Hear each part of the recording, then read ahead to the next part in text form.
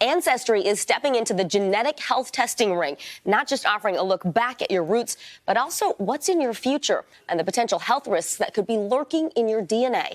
This morning, I'm taking the test to show you how it works, the potential drawbacks, and what you need to know before you send off your spit. Ancestry now joining its competitors, searching your saliva to find clues about your health in your DNA. It's going to involve both genetics as well as non-genetic indicators of health, an emphasis on family health history, an emphasis on preventative action. With 15 million people in the Ancestry DNA database, the company predicts more than 2 million would have a potential health risk identified with this new test. We wanted to know how it works and what makes it different. So I took the test. Welcome to the beginning of your story. Providing a saliva sample. I don't think there's a ladylike way to do this. And sending it off. Ready to go. Ancestry gave us a first look inside the lab where samples like mine end up. Quest Diagnostics will handle the new genetic health testing. These machines are equipped with the latest technology to pinpoint specific DNA markers that could help tell you about 9 different health conditions you may be at risk of developing. The new product has 2 levels of testing.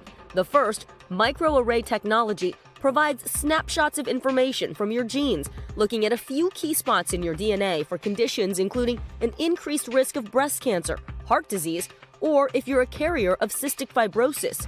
The second level of testing, available in January, is called next-generation sequencing. It analyzes millions of locations in your DNA, which means a higher chance of detecting a health risk.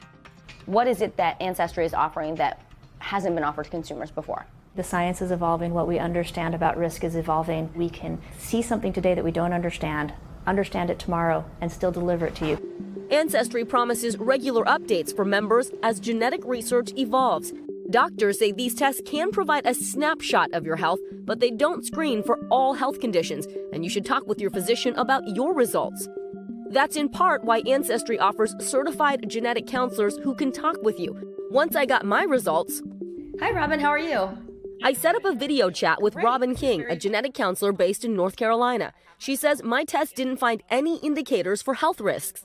It doesn't necessarily mean you don't have any DNA difference associated with them, but it would be more likely if you had a family history of any of those conditions. I immigrated from Vietnam, so I don't really know a lot about my family history. How does that affect the results of this test and what I can take away from this test? Not knowing your family history means that you have a little bit less to go on. She says a key limitation of DNA tests like this, the results are less sensitive for non-white populations because there's not as much diversity in the research. But if your test results show you have a higher risk of a certain condition, Ancestry says take that information to your doctor. Something else to consider when it comes to these tests, how your information is stored. Experts say read the privacy policy before handing over your DNA. Ancestry told us you're in control of your genetic information, and you can decide at any time whether you want that data to be deleted from the database. And keep in mind, this test is not yet available to residents of New York, New Jersey, or Rhode Island, but the company says that is all in the works.